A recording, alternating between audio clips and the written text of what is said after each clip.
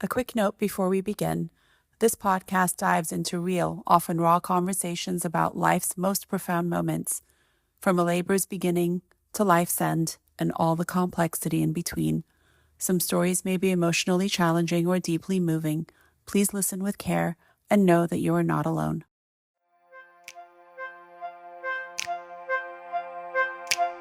Welcome to the Mamatoosa podcast.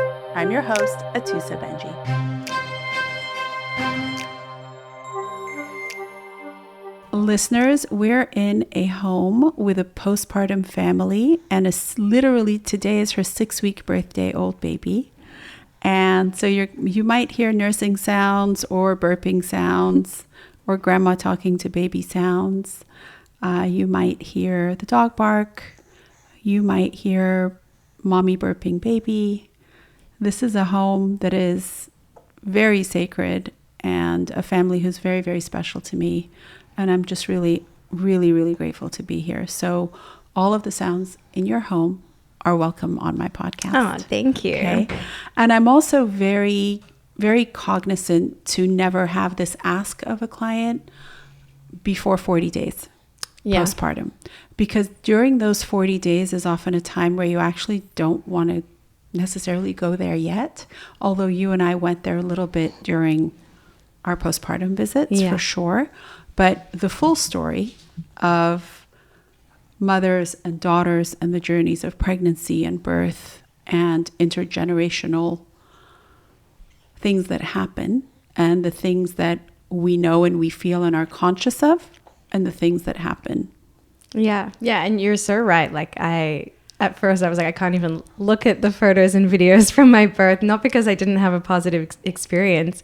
I think at first you just want to process it all and it's all in your head. And then as time goes by, you're like, wait, I want to relive that. And then you start to look back at everything and talk about it more. And I feel like every time we had a postpartum visit, I was like, okay, can we talk about my birth again? I still have questions. I need a debrief. Yeah. So it's definitely a process to get to this point where we can record it. And for the viewer, I had the privilege of being Jordy's monitress. So I midwifed her while she actually had concurrent obstetrical care with her OB and had a hospital birth. And we can talk here and there about the details of your delivery. But I think the most important thing that I want this podcast to bring to light is the incredible journey of what we carry from the womb, what our mothers carry and pass down to us, and what we carry to our daughters. Because it's often really not talked about. I believe it's felt, but I don't think it's talked about enough. And only now, as we're talking so much more about trauma and intergenerational trauma and epigenetics and all of those things pertaining to health, some of this stuff is now talked about. Yeah. But if we go down to the very basic level, and I don't want to get way too scientific, there is one egg and one sperm that come together to make a baby. The egg has been inside those little ovaries, inside a little baby, since that little girl was inside her mother. So those eggs it's a finite number of them, and they've been there for a really long time.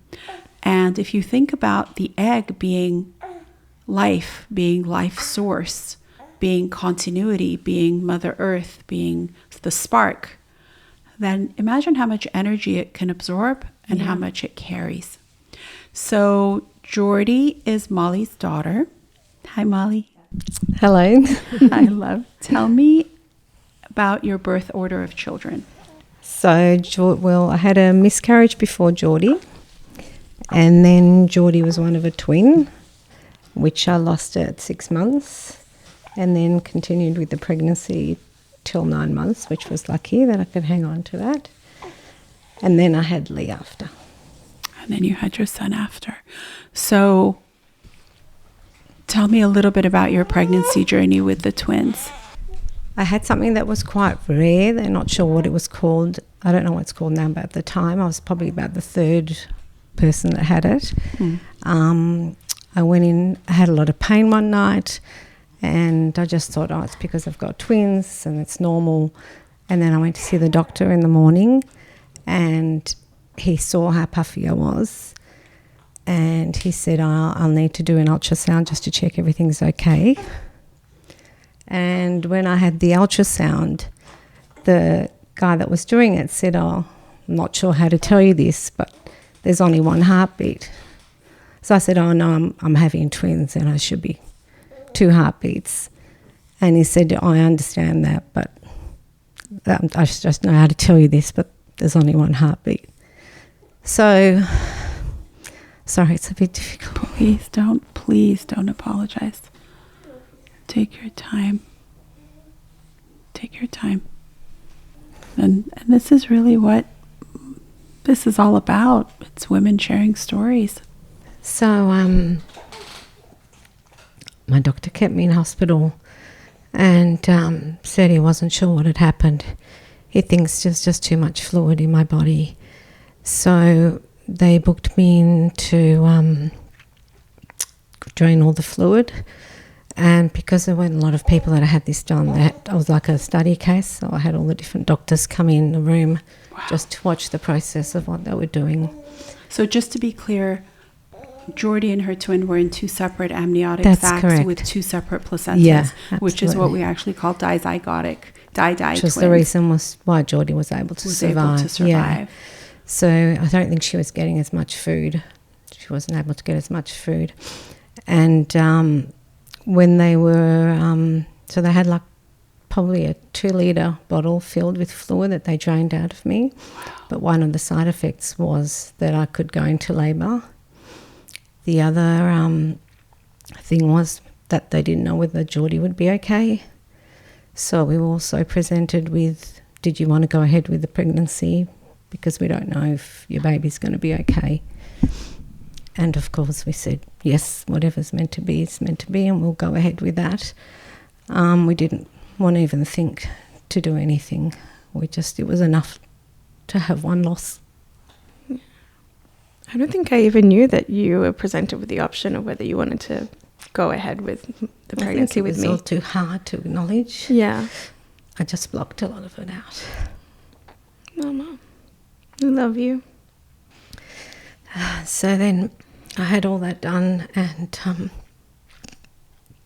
they said I had to stay in hospital for a while just to monitor me, which was really difficult because they put me in a ward with all new mums. Oh my gosh. I just walked up and down watching all the new babies being born. It was just really hard because I was, one side I had a baby that wasn't alive, and on the other side I had a baby that was alive. And I just spent my whole time just talking to Jordy, trying to make sure she can survive through it and will be okay. So they drained the fluid from inside the first sac. It sounds very rare. It's nothing really? I've ever heard There was of. only 2 before me that ever had this done. That there was a problem with, so she's 31 now. It was very difficult. So you were put back on bed rest in the hospital? Yeah, and then I was told that once I'm home I wasn't allowed to get up or do anything for 3 months because they weren't sure if I was going to go into labour or what would happen.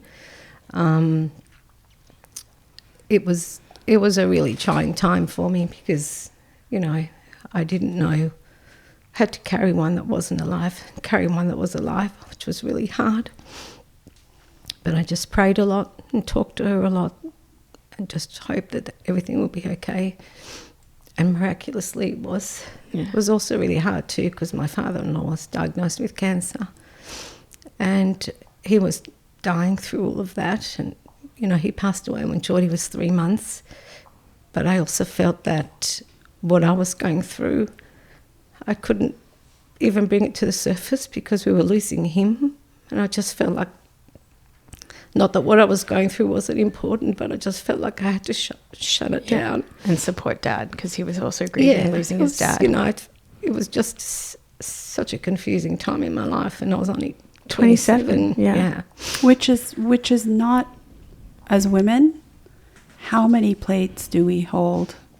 Yeah. And how many things do we have going on simultaneously that we almost have to choose what gets compartmentalized and Yeah. what takes priority, not only for what our own psyche can process at the time, but also for perhaps our partners or our families. Yeah. Or we're literally holding it all together Yeah, while absolutely. something huge is going on. And I'm always the nurturer and trying to make everyone else feel Always good. putting everyone else first. Yeah, And so looking after everyone else. It was like, not that I ever felt that then, but now when I look at it, there was no support for me whatsoever. No one knew what to do. None of my friends had babies yet, so no one really acknowledged it. But also I played a part in that because I thought it was easier if I was so grateful to finally have a baby that I couldn't allow myself to grieve because I just felt, how grateful am I that I've got a baby in my arms. It was like conflicting feelings. Yep. Really the difficult. juxtaposition of loss and joy. Yeah, and the all birth at the same time. The birth was the most. I couldn't feel any pain. It was like somebody was looking out for me, and I just, after I gave birth to Jordy, I was just so excited to finally have her in my arms. Then I had to deliver the other one, which is really so difficult to experience life and death in the same few minutes. It's like it's the happiest moment of your life and the saddest moment of your life. And they had you deliver vaginally. He had to pull it all out, yeah. She sort of got stuck because I'd been carrying her for 3 months. So he sort of had to put his hand up there and scrape it out. And that was probably the most painful part of the whole birth. And you had an unmedicated birth. Yeah. So you labored completely naturally. Yeah. There was no anesthesia on board. No. You went into labor spontaneously and knew that. Which was amazing because they didn't think I could go that long. So that was incredible. Such a testament She was to your strong and body. determined from day one. Wow. Look at her mama. The apple does not fall far from the tree. Viewers and listeners, I wish there's actually not many viewers on this particular podcast just because of the intimacy of the subject.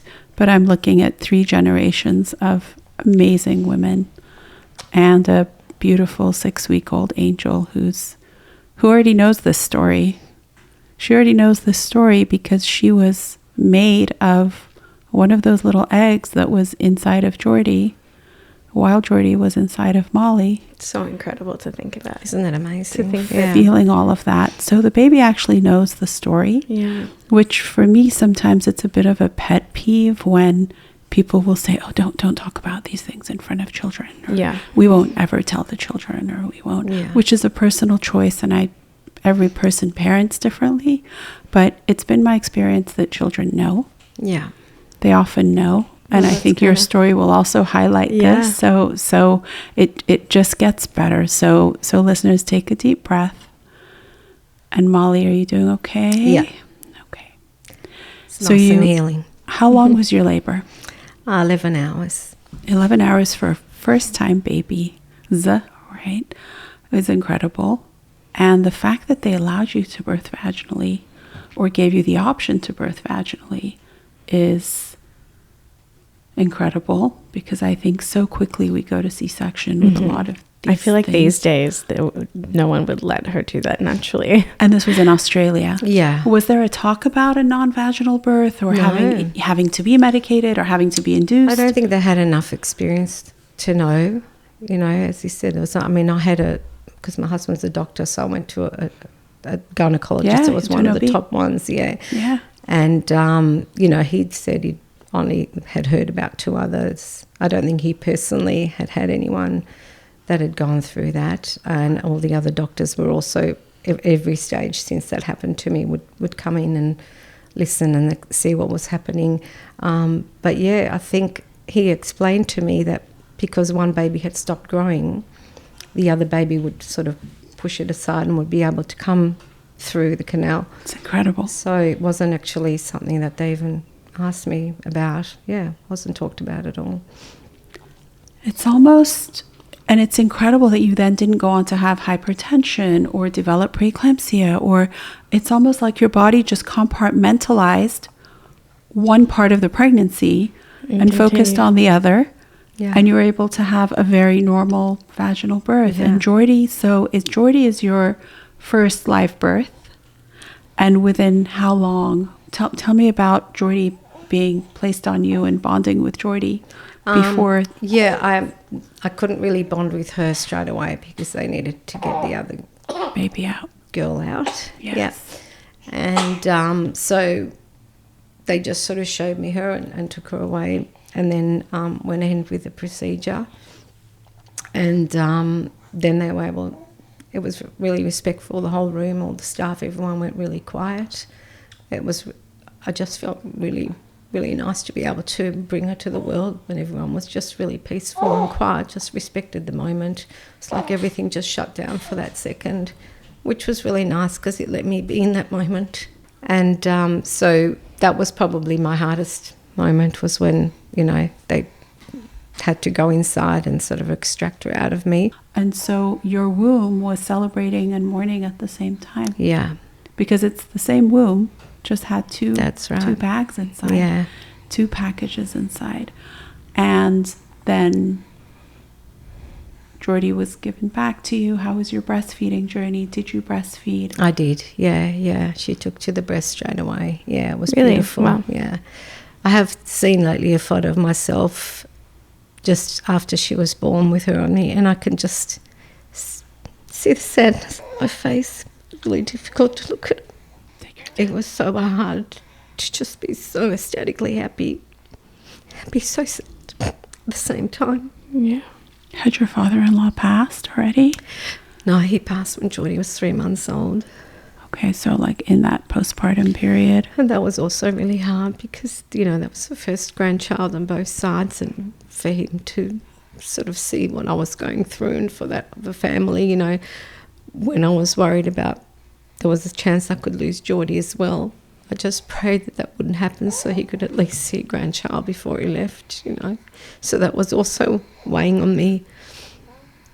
Not that I would have had any control, but that's just how you take things on, I guess. Yeah, control of the illusion, right? Did you have many more like prenatal visits after the 6 month?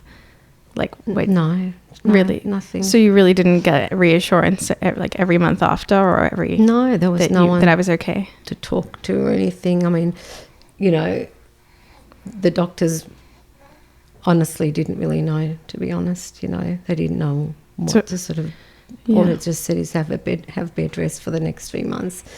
I obviously went to see him here and there, but he just said we have to pretty much wait. Did you do more ultrasounds, like to check that I was okay, or were you just left unknown? I think he did another ultrasound. Yeah. I also, 10 days after that happened, I had hemangiomas on my head. I don't know if you know what they are. I do, yeah. Yeah. Do you want to... Hemangiomas, yes. I would describe. So just after that happened, I went to my mum's house, and she's like, "What's going on?" She's got all white tars and there was blood everywhere. And I said, "What do you mean?" She said, "Where are you bleeding from?"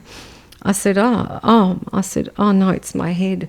I had just brushed my head, and because it's made out of blood vessels, so it just bursts. So there's just blood. It's a collection of blood vessels under the skin." Oh my gosh. So I had that. So, she was freaking out. She's quite dramatic. Yeah. So, Mum, it's okay. It's just one of these of births. So putting stuff on it, and I said, I'll call the doctor. And she's going, it's still bleeding. What's going on? I said, actually, I've got 2 of them. Must be the other one as well. So I had one underneath my neck and one up here. So they both started bleeding. So I'm the one calming her down. She's freaking out. And I said, it's okay. Just call the doctor. So he had to cancel his appointments. I had to go into his rooms, and he had to operate and stitch me up. So that was 10 days after I had lost the baby. So it was almost like, what's next? And as I look at it, I think I've mentioned before on the podcast that many midwives believe that the body, and especially the womb, holds on to emotion and trauma and then cries. And I just wonder if that wasn't your body's way of actually crying. Yeah, interesting. Of the blood like coming out of the most random place. Because I'd had them nearly throughout my whole pregnancy, and that was the only time and I'd been brushing and my it was the hair only and time it stuff. bled. The only time that it bled. There you go. Yeah, I think the body is incredible. It like holds on. It holds on. It holds on, and then it's like, you know what? Now I'm letting it go. I think about that book. What is it? The Body Keeps the Score. I always say the body presents the bill. Yeah. That it'll sort of hold on, and be like, no problem, pay me later, pay me later. And then it's like, boom, here's your final invoice. Here's your final invoice, and I'm going to, evict you, and I've added 30% interest. Yeah. So I really believe that's, as a midwife, I've seen that. And I think the body just oozes all of that emotion out. Yeah. Because it has to come out from somewhere. Yeah, and I'm sure all the stress of everything. Absolutely. Has, it's part of your body. It's the way your blood's flowing. If you're going through a lot of stress, it makes total sense. Yeah. And how was your postpartum healing? It was fine. Normal. Totally normal. Yeah. Normal, not normal. I was, I was cut, even though Jordy was a small baby. And episiotomy. And wasn't that healed fine. I think I just came home and just really focused on being the best mum I could be. And, there were times, obviously, when I let the thoughts come in, but I was really well trained in putting them aside. Were you given any resources from the doctor, Nothing, no. The hospital, of here's a group or here's a specialist in this, or nothing at all, right? I think also if you convince yourself enough that you're okay, if everyone believes you're okay and says you're okay, so no one thinks to offer anything or suggest anything, and I would probably go, yeah, I'm fine, I'm totally fine. I think you sort of are numb in a way, you don't know how to deal with something like this. You've never come across anything like this. Right.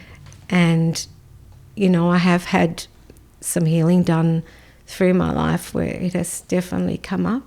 Yeah. And, the same reaction comes through because it's something that you just can't heal from. You told me, were you telling me that there was a healer who picked up on it? There was. I went to see a healer, and she said to me, I had some trouble with my thyroid, and she said, thyroid is often a sign of trauma. So any trauma you've had in your life. And as soon as she said that word, I just started crying. And I said to her, I'm so sorry, I don't know where that's come from. She said, no, that's good. Can you tell me about it? And as I explained it, she put me through some sort of trance, I guess you could call it. She just told me what to do and spoke to me, and I actually felt my baby in my arms.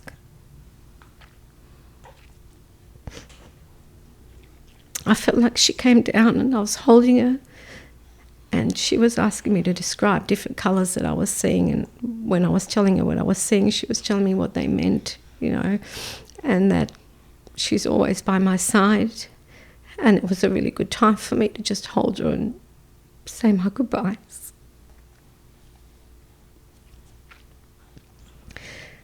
And I literally felt her in my arms. It was the most beautiful moment.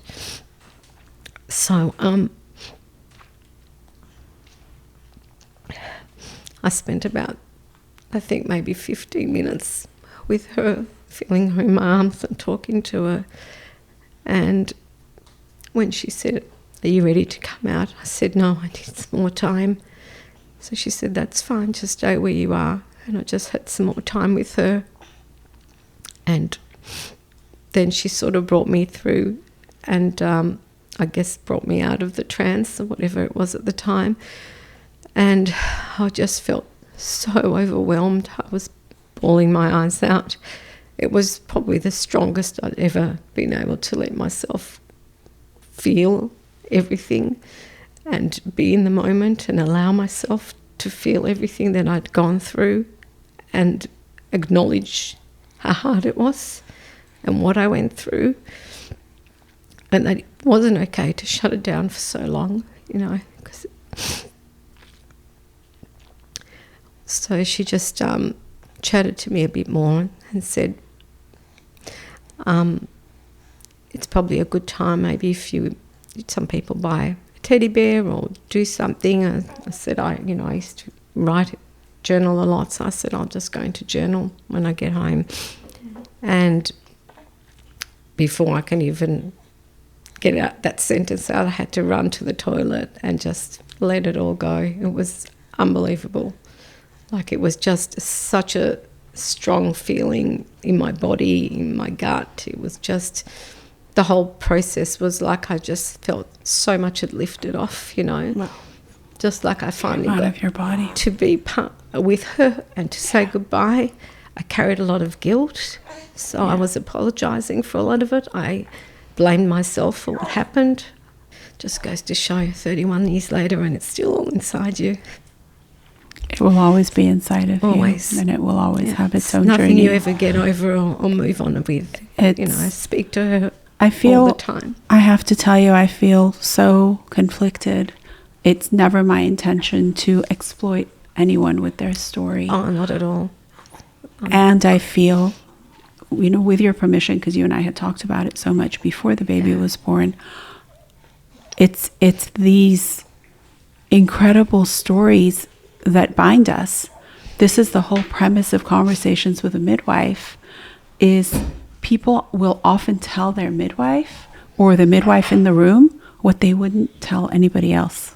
Of course. And I think there was a moment in time where you and I just were sort of together, and you told me this story, and it was before Jordy's baby was born. I think it's when she was having her sleep, maybe. Yeah, it was during the labor, right? Yeah. It was in that early sort of labor phase. And I thought, my goodness, what is Molly's body going through right now? Yeah.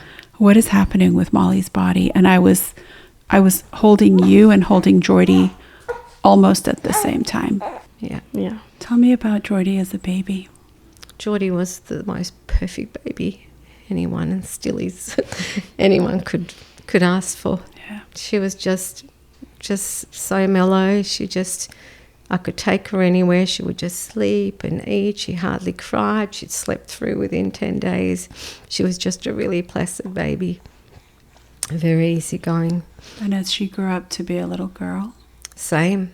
Always a really good child. Yeah, never had any problems or issues. Still till this day at 31. Thanks, Mama. And you told her about this exchange. I wish you were all here, because the energy in the room is just, we have a candle dancing in the middle of the table. And the energy in the room is just phenomenal. Tell me about when you decided to tell Jordy. Well, that was really conflicting for me, because I wanted to make sure that the time that I told Jordy was a time where she could make sense of it. I didn't want her to carry it at all. I also didn't want her to associate her birthday with that day. Mm-hmm. So there was a lot for me that I didn't want her carrying, and I needed to know that every year I would say to myself, what will she benefit from knowing this now? And I could never really justify it. I thought it was enough for me to carry it.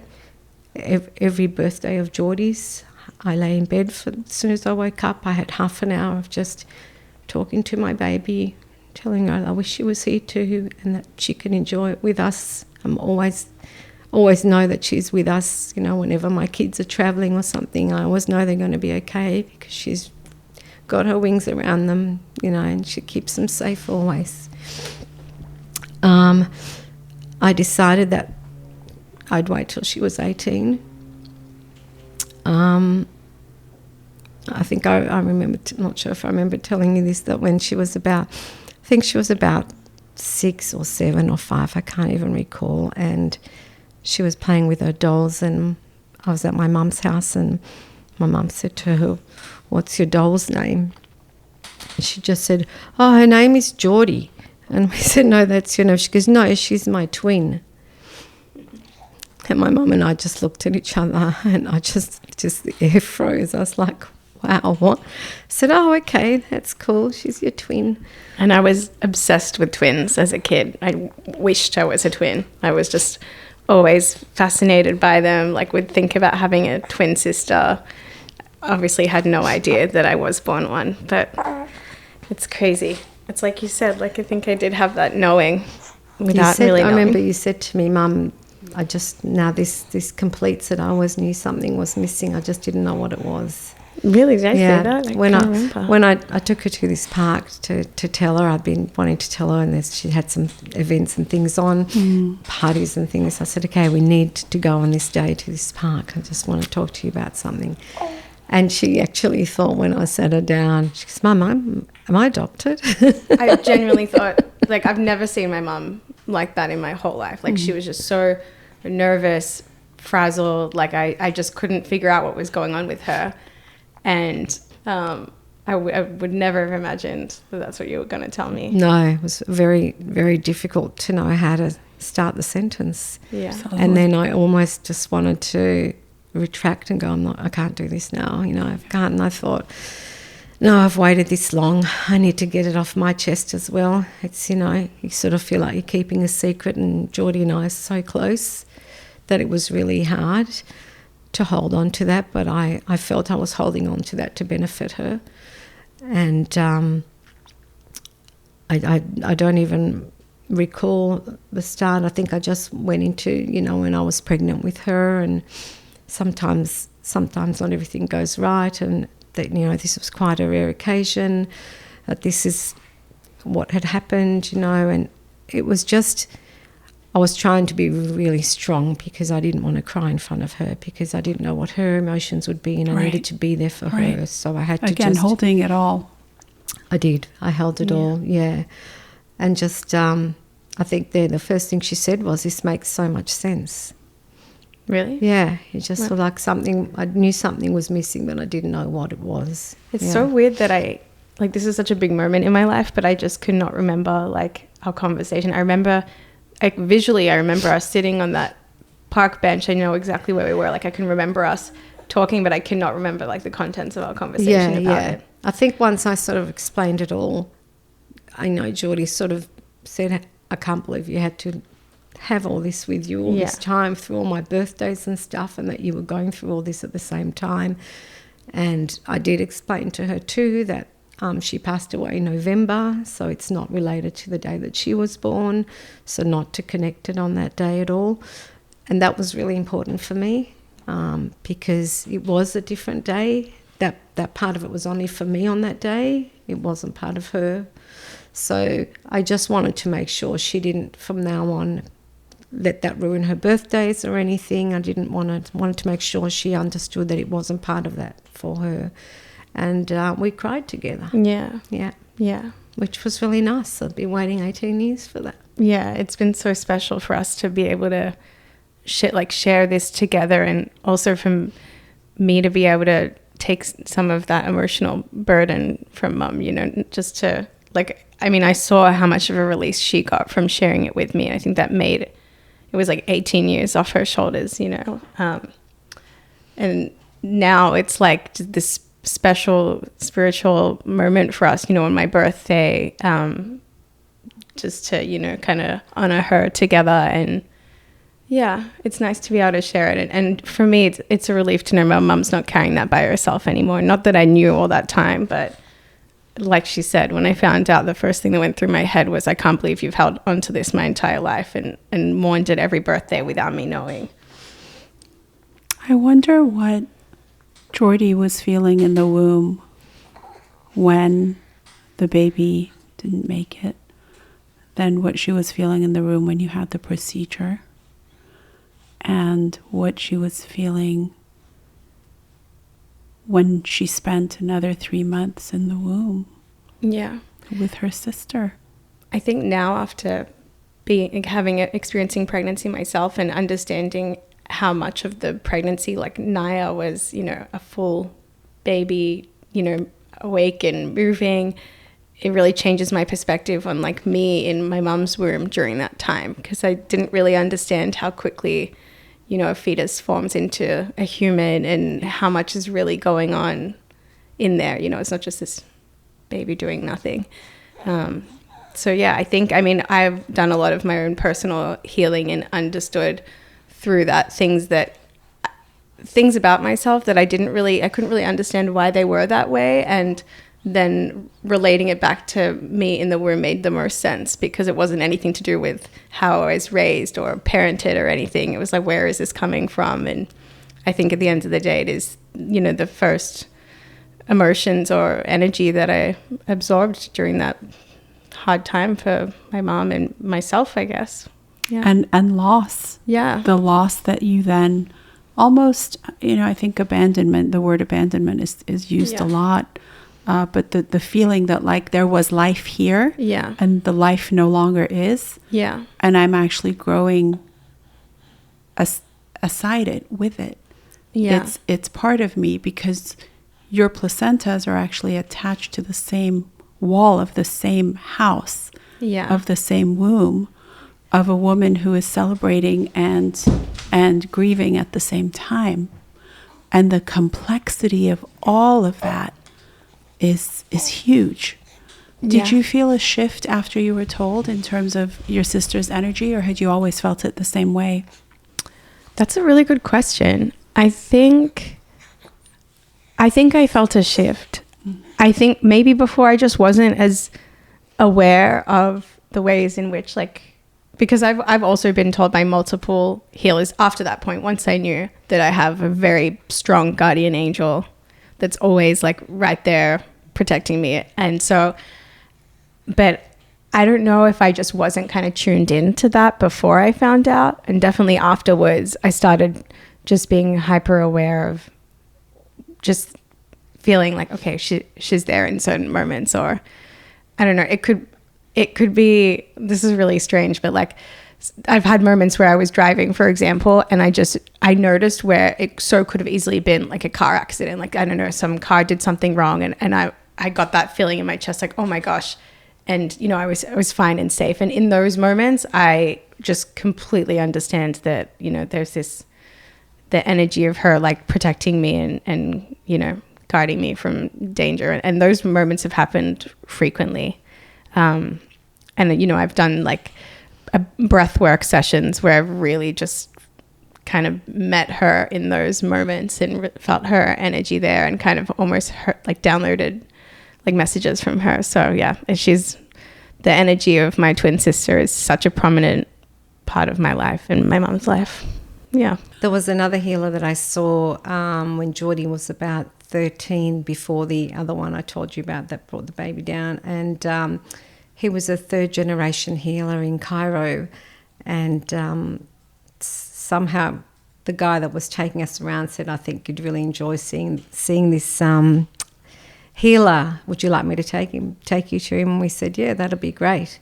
So we went in, and he sort of told us all about our personalities and stuff. He was pretty spot on. And then he took us to this other room where there was his brother was there, and we were just looking around, and he looked at me and he said, you've lost a baby.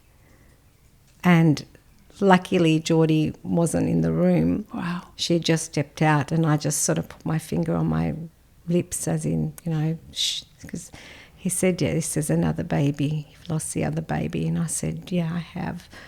And I was just like, wow. I couldn't even speak to him, because I thought, wow, I can't believe he knew that. I hadn't said anything. We hadn't even talked about it at all.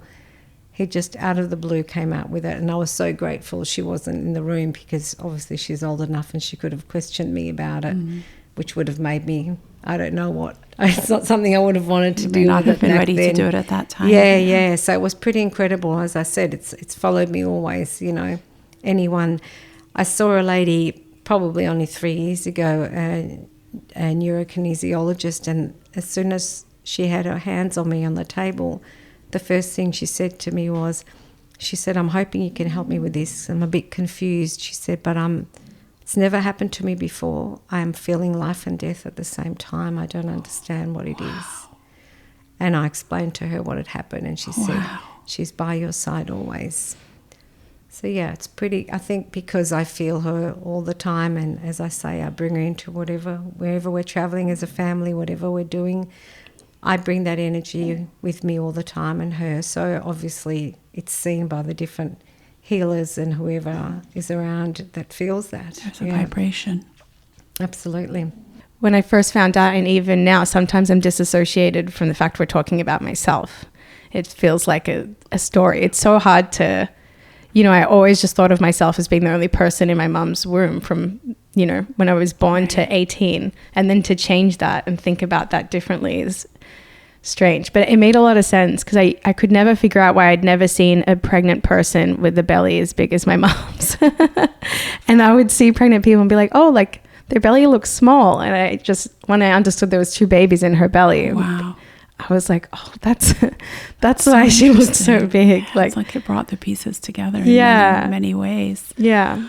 So you got pregnant and decided that you wanted to have less intervention at your birth. Mm-hmm. You hired me to help you with the labor and to do some of the prenatal visits. And while with the decision to have a planned hospital birth. And I think your birth was incredible.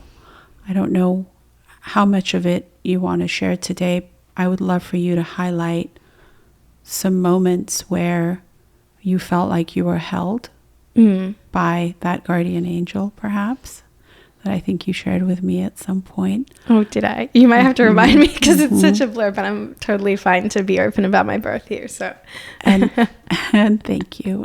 And simultaneously, your mom, who was watching you labor, a long labor, moments of difficulty, moments of, okay, which direction is this taking? And all the while, her own nervous system is having its very own journey. And perhaps your sister was also in the room. I know your sister was in the room. I know she was. Without a doubt. I definitely felt her. Did you feel Absolutely. her? Can we refer to her by name, or do you not Angel. share? Just called her Angel, yeah. Angel. I called her in at the start of Jordy's birth and told her to guide her through a healthy delivery and to keep her baby safe. And for me, just knowing constantly that she was there and at different stages that Jordy was going through, I would call her up to just help her get through that, not let it be too painful and hard for her, and just to let her have a safe delivery. I suppose you'll get through that with Jordy, but obviously towards the end was where I really had to sort of speak out loud to her in the corner because I felt like things might be turning, and it was just brought a lot of emotions for me. And just knowing that she was there, I knew that we'd get through it all. There was that moment in the birth where things got intense, and I looked around and I couldn't see Molly. And I'm like, where did Molly go? And there was a little back room, almost like a little supply area in the L&D room. We got this big L&D. we got a huge suite. Big L&D room. And there was Molly in the corner, and all I could do was just reach out to her and hold her at that time. There weren't even any words. No, it was probably one of my hardest times to go through because I just saw blue baby with a cord around her neck, and I didn't hear crying, and everything that I had gone through had suddenly just flushed in my head, and I just couldn't think straight. I just had to remove myself so that Jordy couldn't feel any of that energy, so I hid behind that and just cried and prayed really, really hard and just, I guess, let go of all this emotion I've been holding on to through it all. And it was so intense for me. I was just couldn't focus on anything. And then one of the lovely head nurses, she came up to me and she said, everything's okay. She said, don't worry, everything's okay. She's okay. I said, oh, is she? I said, oh, I just didn't hear her crying. She said, no, she's crying. Everything's okay. You don't have to worry. And just hearing those words, I just completely, like a click of a finger, I just completely straightened up and switched and went, oh, thank God. I remember holding your hand and bringing you to her. Yeah, and I just came straight out and just went to her. But it was just, it was a really difficult, very difficult moment. Very hard. I suppose also seeing it from the angle that I was at. Yeah, I was And just I thinking was that. thanking God that Jordy couldn't see anything was going on. Oh, you mean the physical angle? That's so funny. I thought you meant just from the angle of the trauma that you carried. No, just witnessing watching. that moment. Yeah. Because absolutely. for me, like, I didn't for a second think that anything would not be okay. I know. I was just like, oh, like, I think I was reassuring morale that everything was going to be okay. You did. You were I didn't really incredible. understand why everyone was nervous for 45 seconds. Yeah. I think, having them all run into the room just before that happened, and to see, all these doctors jumping on your daughter and pushing her legs around and moving her pelvic floor and stuff, and not knowing, is this going to be okay or not?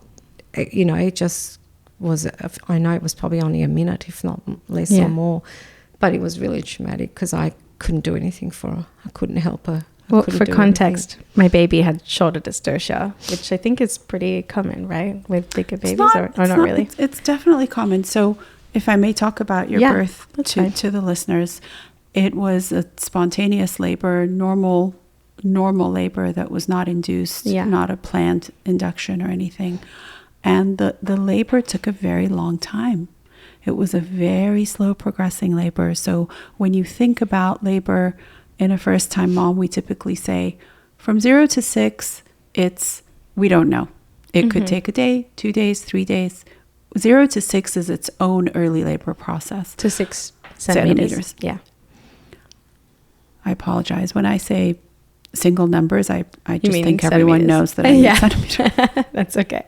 It's gotten to the point that my auto text, when I put in a single number, it'll just add centimeters to it. Oh, really? So if I say see you at 6, it'll just switch it to see you at 6 centimeters, which is kind of embarrassing when you've never met someone. Yeah, it's a little much. So then from 6 to 10, we expected to sort of pick up and gain momentum and really get into the heat of active labor and transition and get ready for pushing. But with Naya's birth, it was very slow progress, but she was okay. She rocked it. She never told us she was unhappy. Yeah. Because I don't think she was. Tell me about the couple of hours where you were in your space, dancing and moving and talking. And I remember looking over at your partner and your mom, and they were just enthralled really by this dance that you were doing, because it was at that time, it was like you and me. It was you. I was just holding you and doing just a little bit of so stroking. Rhythmic, like she was doing a choreographed piece. Yeah, it was. Tell me what was happening in your body and your mind. Who was with you? What were you feeling? Yeah, I mean, that is the most in touch with my body I've ever felt in my life. Like that was the point of meditation I always try to get to if I'm meditating at home, but could never fully reach. Like I was just completely like within my body and like letting my body lead instead of my mind. And I think at that point was when I started feeling the pressure of her starting to affect my hips, because the way that I was dancing and moving my hips and like swinging out my legs was just to relieve that tension that was coming there, that was just like too strong to not move my body when the contraction was peaking. That was my way of just kind of letting the energy of the contraction flow through. So I was really letting my body just do its thing and move where it needed to get some relief. And at this point, you're completely unmedicated, and it's been many hours. And I think I was about 7 centimeters at that point, wasn't I? So going into that real active labor phase, starting to move into transition. Yeah. We were many hours in. How many hours do you think it had been? Well, I think it was already late Tuesday, and I went into active labor on Monday afternoon, I guess. Would you say I was in active labor when you came over? About 24 hours in. Yeah. And it's funny because previously when I had done a hypnobirthing course and they'd shown us some natural births, and you see women being so primal and making these, moaning, grunting sounds. And I felt kind of into like, oh, I don't know if I want to do that. Like I felt kind of shy to be in that zone, and kind of told myself that I would try to have like this silent labor. And then when you're in that moment, you just don't care at all. And you honestly can't help it. It really does help to just really like lean in and make the noises that you need to make. And it's almost those vibrations help you get through it as well. So yeah, it was just a complete 180 to how I thought I was going to labor. And here I am, just completely primal, dancing around the bed. Doing your thing. And it got to a point where the progress was still fairly slow. And you're not a huge woman, and we know that the baby was big. Yeah. Although as a midwife, I'm not afraid of big babies or small women or big women or small babies. It's you birth the baby that you're meant to birth. Yeah, Exactly. I believe that too. That is just the bottom line. With that, we know, as we started to get further in, that this labor had been taking a long time. Progress was slow. Baby's descent was slow. And we knew in our mind she was big and you're not very big. So now I, as a midwife in the room, although I was not the primary provider, I was your doula at that time. Yeah. Although the collaboration between me and the nurses was one of the best I've ever Really? had the experience. Oh, At the hospital They level. were amazing. They were amazing and so supportive of a midwife in the room, because once they understood that I was a midwife, it was like we just danced. I feel so lucky to have the most amazing birth team around me. Like that made me so happy that the nurses, and especially that you already were familiar with some of the nurses that happened to be assigned to my pregnancy during their shift, and that you knew them, was just an amazing manifestation, because it really was just so beautiful how everyone was coordinating with each other. And I had like one whole supportive team instead of my doula being separate from my nurses. And Do you want to shout out to your hospital? yes, St. John's Providence in Santa Monica, the most amazing nurses. I literally was telling the nurses by the end of my pregnancy that I was going to get pregnant again just so I could see them.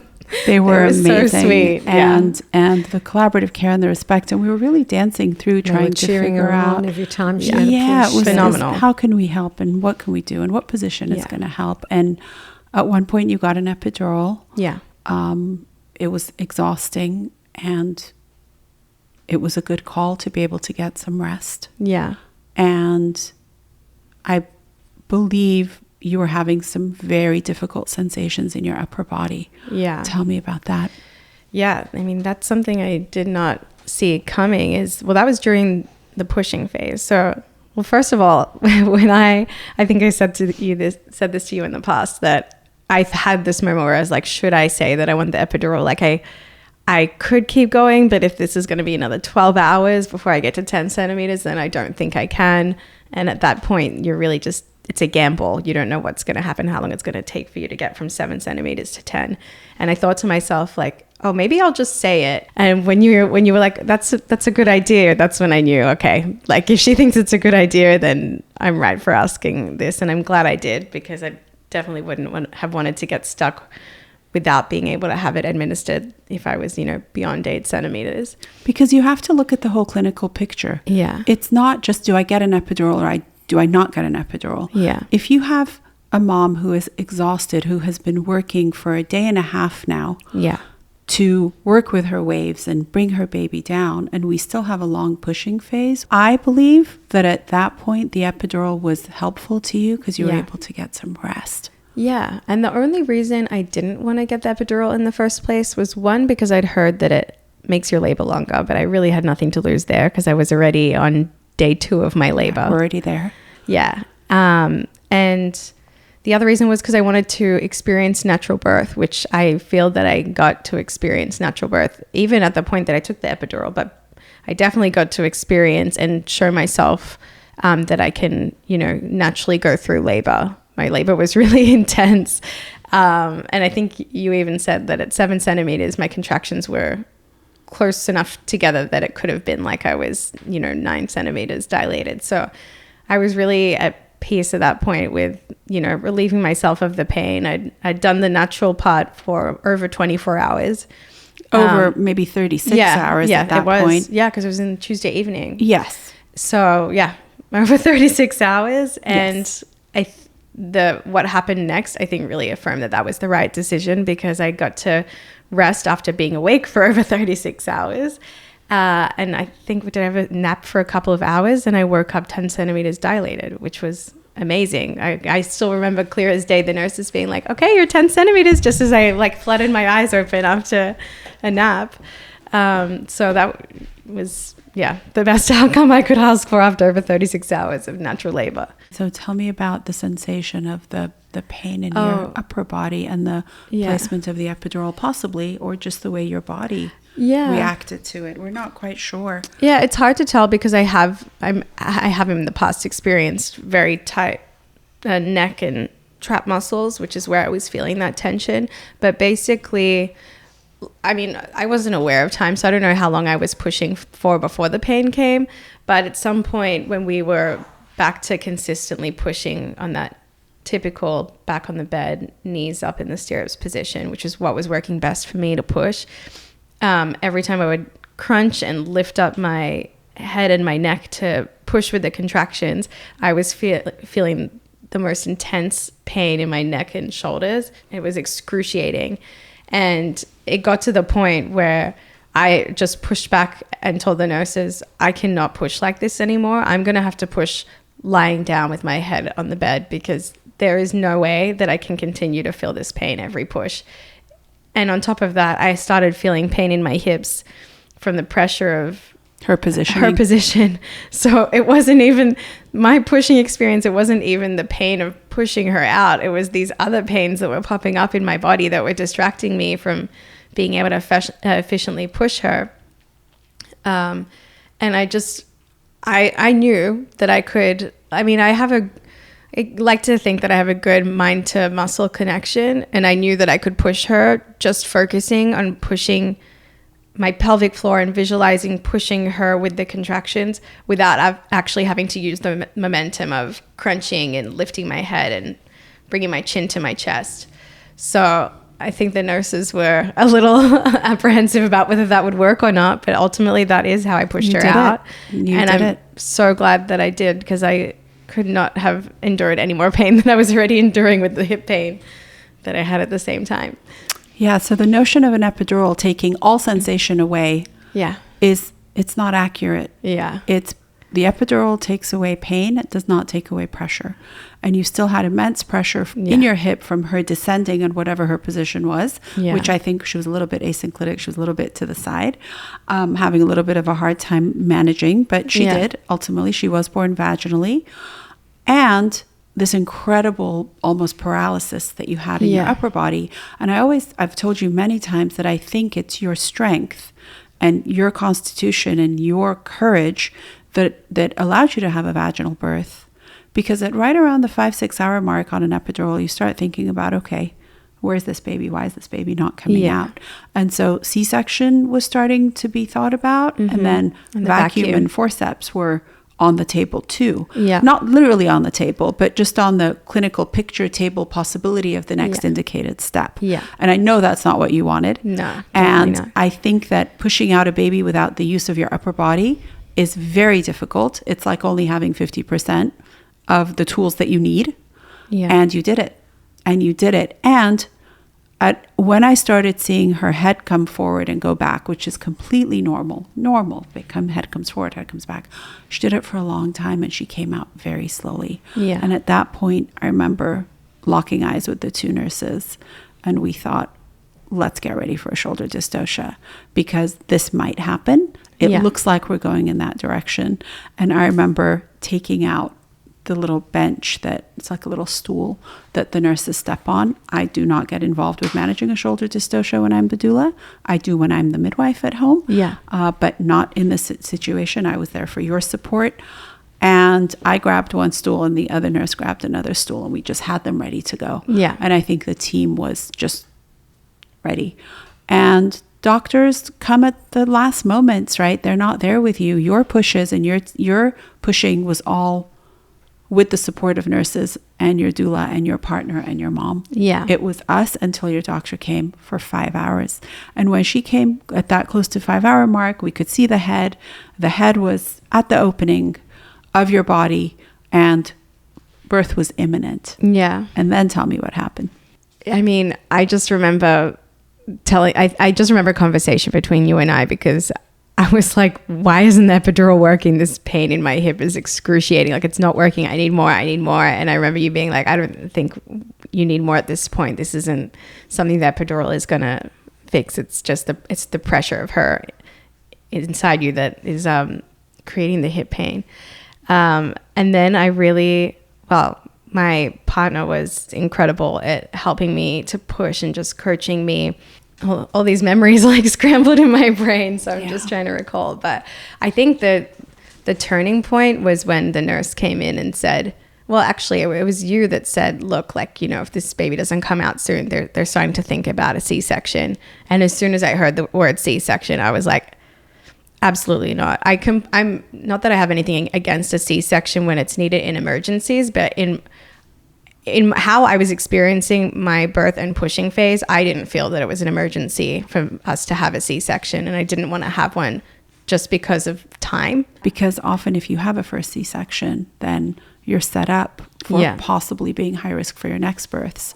So the obstetrical community is trying to bring down that C-section rate, especially the first C-section. Yeah. So typically 4 hours with a vaginal delivery without medication is sort of like, okay, kind of normal. Maximum, you know, although midwives push for longer than that at home. I know they have and they do.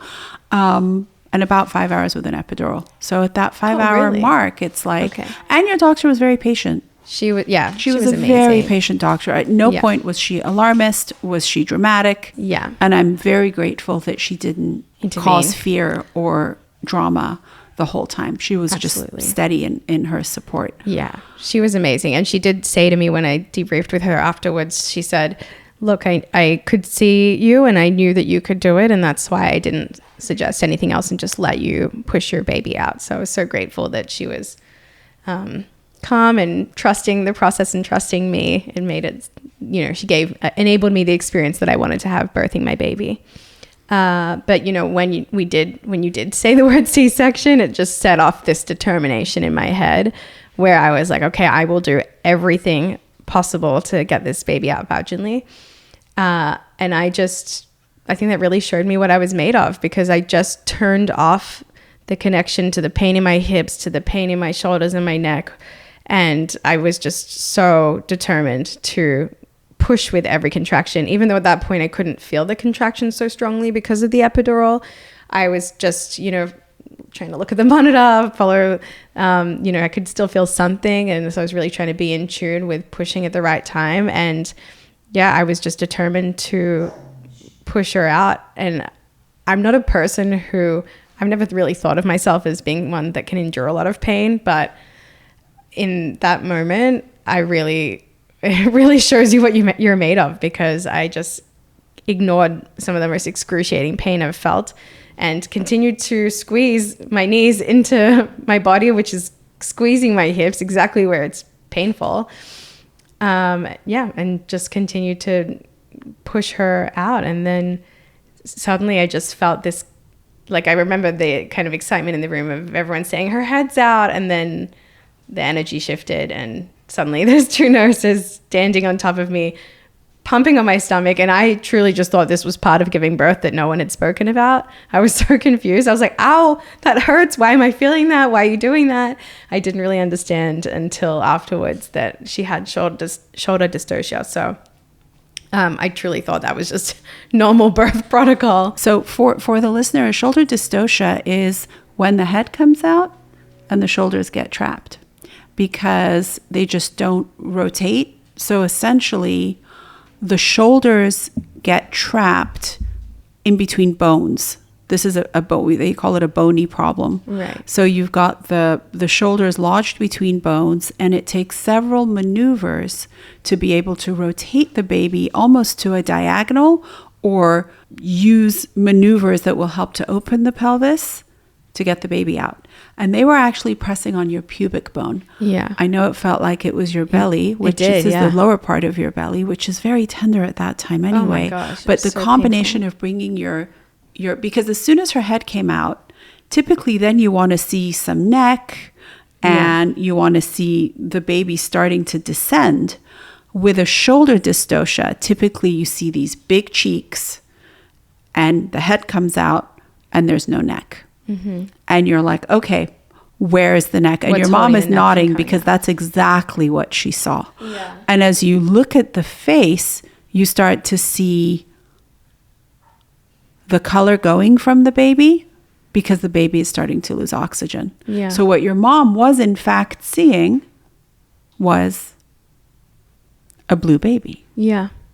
Not because the cord was around the neck necessarily, although I think it was when the baby came out. Yeah, so it this was. baby had the cord around her neck, and she was a bigger, chubby baby with a big chest, Yeah. and this long labor, which probably happened because of all those things also, and her positioning. Mm-hmm. And so we had a shoulder dystocia.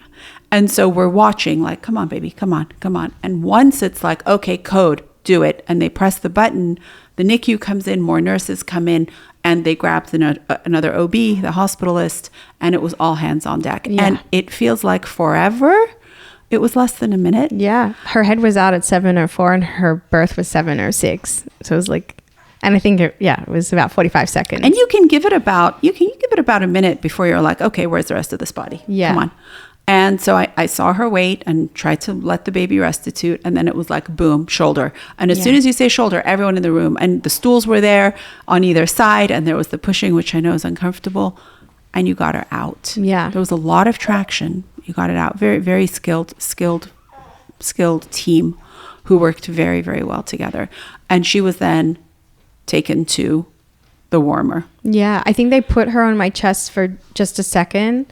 I remember the baby doctor just like saying, okay, we're going to put her on your chest for a second, and then we need to take her to do some more tests or something. So they just put like, I remember so clearly feeling the relief of her whole body coming out of me. And then they popped her on my chest for a second, and I was just, wow, it was the most special feeling just to feel her on my chest. And then they took her to I think like just to the warmer. Yeah, because she was pretty floppy and pretty blue. Yeah. And you can give the baby a minute to come around. Like, come on, baby. Come on. You've got a minute to show me what you can do. Yeah. But I think she had a little bit of a hard time and she just didn't needed. Cry or make she any didn't cry. noise. She was floppy, and she just needed to. They needed to have a look at her. Yeah. This is when Molly was deep inside the storage closet. Yeah. And it wasn't until the resuscitation, there was really not a long resuscitation. There was a lot of stimulating the baby and suctioning some of the fluid out of her. Yeah. She came to very, very, very quickly, and her APGARs recovered fast. Yeah. What was going through your head? I was honestly so ecstatic from birthing her because it had been such a long push phase and labor in general that I was really disconnected from what was happening in the room. Like I said, I thought that the pushing on my pelvis or my stomach was a natural Normal part of it all, and no one had said to me what had happened. So all I felt was really a bit of anxiety from the baby doctor. Just, when she was on my chest, he was like rubbing her, trying to get her to cry. And I wasn't concerned about the fact that she wasn't crying because I had learned that not all babies cry as soon as they're born. So I know it's more typical for in hospitals for them to want to see a cry as that reassurance that the baby's okay, but I knew that it didn't have to happen immediately. So I just, even though I could feel some anxiety in the room and fear about, if she was going to be okay, I didn't for a second doubt that she would. I knew that I didn't just go through the labor I went through for anything to happen to my daughter, and I knew she was okay.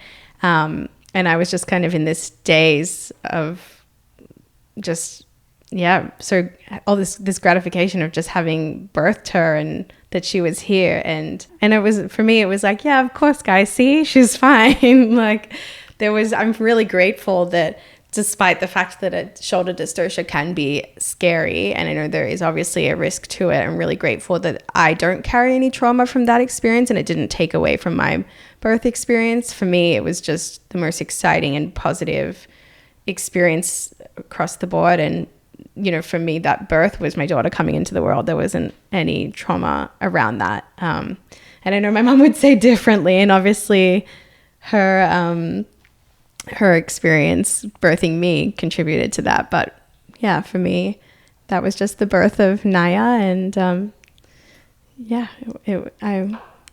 I'm glad that there's no trauma, and I can look back at those memories like with a smile on my face. You're incredible. Thank you. Absolutely incredible. For the listeners, shoulder dystocias can happen at home, at a hospital, in a birthing center. Anytime a baby is born, there is a risk of dystocia.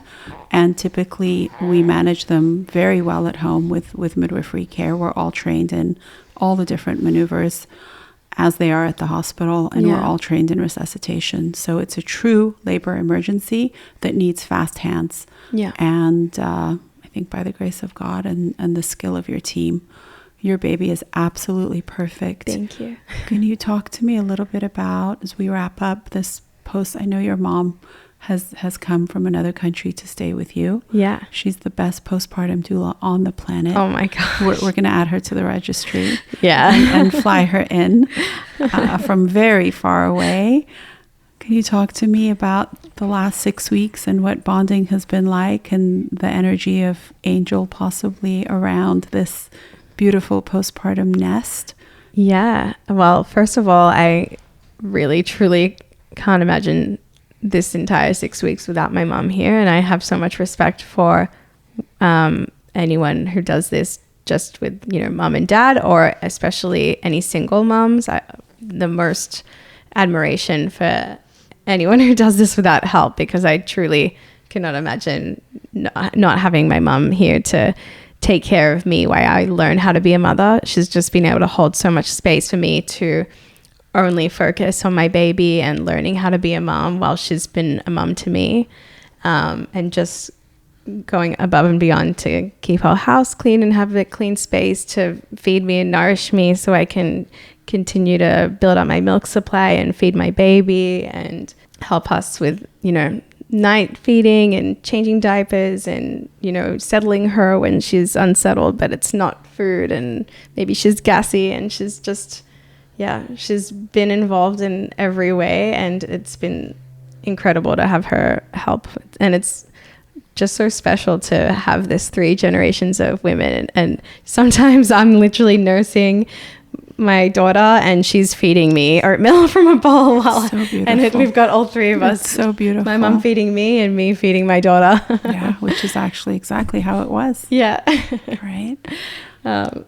So yeah, I think that says it all. But I will definitely be having her come back for the next baby too. I think she's going to hire you again. I don't want her to leave. You're going to have to pay for her to fly out. Me and my dad are fighting over her. I'm like, can you just stay longer? And my dad's like, I hear you're trying to have her stay longer. I'm like, yes, I'm more important. I want my wife back. Give me my wife back. And this is actually the longest they've ever been apart in their entire lives, my mom and my dad. So I know we had a very, well, I was just bawling, but you all had a very healing moment at one of our postpartum visits. Oh yeah. When we sort of brought up, when we watched the video of her watched the video, and we talked about your sister, and we talked about grief and joy and loss and hope and all those things. I feel that life is the juxtaposition of 2 truths happening on 2 polar opposites at the exact same time. Mm-hmm. Extreme joy and extreme pain, extreme loss and extreme abundance. Yeah. Which your womb held that. Yeah, absolutely. As I'm watching you hold your beautiful first grandchild, what comes up for you? At first it was just like holding Jordy again, because she looks exactly like her. She's placid like her. She has the same energy as her. So it was really beautiful to just have that moment as I'm older and thinking, oh, wow, how has she just made the same copy of what I had? It was incredible. And to just be able to be here, to experience her birth with her was just incredible. If any mother can have the opportunity to do that, I'd suggest that. It was just really beautiful to be there through it all, and to watch the delivery of your granddaughter or grandson. Was incredible, just to know that you're there from the beginning, and to be able to have this special time with her this past 6 weeks has just been, I've been up 4 times of all hours of the night. I hadn't had much sleep, and I'm exhausted at times, but it just, all that disappears when I've got her in my arms, just it's going to be really hard when it's time to go. Yeah. And I think, we've spoken about this, but I think the full circle of it all is that my mom and I are both so clear on the fact that it's my sister who brought Naya, into my womb, and Yeah, safely and also with ease, because I got pregnant the first time we'd ever tried, which is such a blessing. I just knew straight away that the blessing of how everything happened with such ease was a gift from her. And so, yeah, it's really special. I almost feel, I mean, I'm a really spiritual person, and I almost feel like Naya's soul before she came earthside was with her up there, wherever they are. So we're all connected. I'm like the luckiest midwife in the world to have met you and been part of this incredible journey. You have a piece of my heart. You're incredible. Thank you to the people who referred you to me. Yeah. And for this glorious experience that we've had together. And I'm looking forward to just watching your family grow. Thank you. To hopefully be part of that and be around your beautiful, Absolutely. peaceful strength. And I highly recommend you as well, because you made this journey so much more special and amazing. Thank you for everything. Yeah. It really was incredible. My absolute pleasure. The friends of ours that referred you to us were like, after you, like when you're in labor, you'll understand like the full why you need a doula, and especially why we needed you. And wow, like from really the moment we met, but through the whole experience, I could not have imagined my birth without you by my side. So thank you so much, because you really contributed to supporting me and giving me the birth that I wanted to experience. Didn't come from me. And the peace of mind that you're a midwife as well, to add to that. Yeah, Definitely. Thank you. Definitely. Thank you. I was a guest. You did all the work. I watched you through that.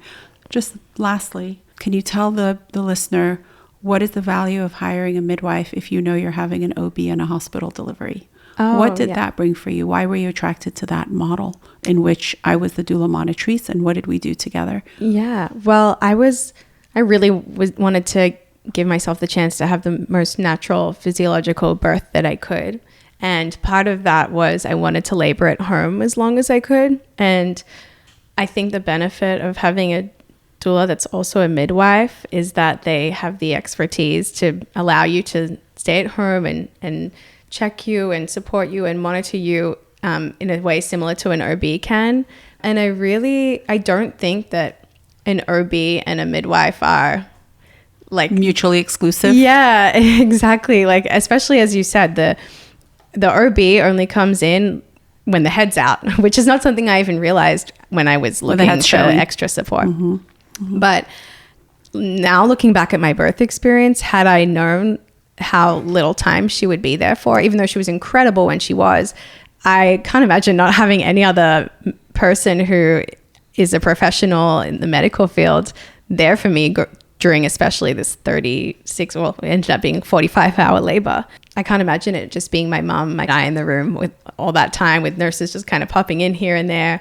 I truly think that everyone should have a midwife with them if they can when they're giving birth, even if it is at a hospital. In fact, I'll say especially if it's at a hospital, because if you do want to have the most natural birth you can and physiological birth in a hospital environment, I think it's super important to have that outside professional who doesn't have a bias to the hospital's agenda if they have one. And saying that, I think St. John's Providence were really amazing and in line with you on their values, but I wouldn't have known what their agenda was going into birthing at a hospital for the first time. So yeah, I think it's really important to have that person to advocate for you to have the birth that you want to have in a hospital setting. And having a midwife is just that extra experience. I mean, you've had like 20 years of experience. It's, invaluable to have your experience there with me during my birth. I just have to add that you were support for me as well, because when it got a bit stressful and I needed someone to speak to and to ask what's happening, as you know, I was watching it for so long and I'm going, can't they maybe just do a Caesar and help her out here and stuff? And it was really nice to be able to pull you aside and talk to you about what my concerns were, and just having some feedback from you and deciding.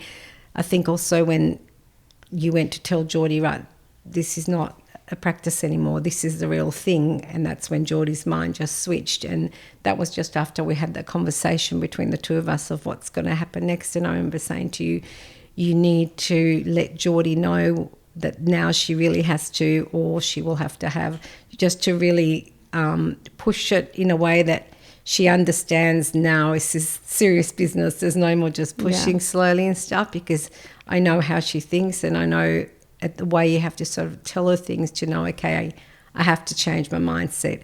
And you did exactly that, and that's exactly what Jordy did, and it all just flowed perfectly. So I just want to thank you for that, because if you weren't there, who would have done that? You probably would have convinced me to have a C-section. I think I would have just you were a little nervous. The room. I don't know what I would have done. Yeah.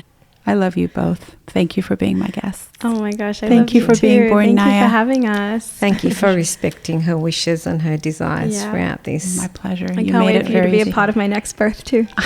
Amen. And with honor, with bells on. Thank you. Thanks for listening to the Mamatoosa podcast on the Industry Plant Podcast Network.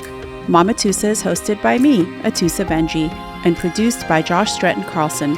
Chris Agnew is our audio editor, and our theme music is composed by Mary Lalazarian.